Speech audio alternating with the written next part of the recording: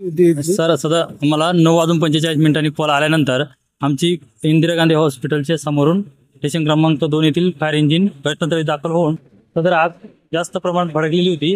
आल्यानंतर आम्ही पाणी मारण्याचा प्रयत्न करून आग कंट्रोलमध्ये करण्यात आली। सदर आम्हाला इथे आल्यानंतर कळालं की एक साईडला केमिकल आणि कुरिअर असे साहित्य आणि कपड काहीतरी असे बोलले तिथे एवढी माहिती आहे। आणि तसेच इथे कल्याण डोंबिवली तसेच उल्हासनगर आणि भिवंडी फायर ब्रिगेड एकूण 5 गाडी हजर आहेत तिथे। आणि आगीचे विझवण्याचे काम चालू आहे। तसेच पाण्याचा शॉर्ट असल्यामुळे आग विझवण्यात थोडा वेळ लागतो, विलंब लागतो। त्याच्यामुळे जसं पाणी येईल तसं आम्ही आग विझवण्याचा प्रयत्न करतो। गोदाऊनला सतत आग लागण्याच्या घटनामुळे भिवंडी तालुका नेहमी चर्चेत राहिला आहे।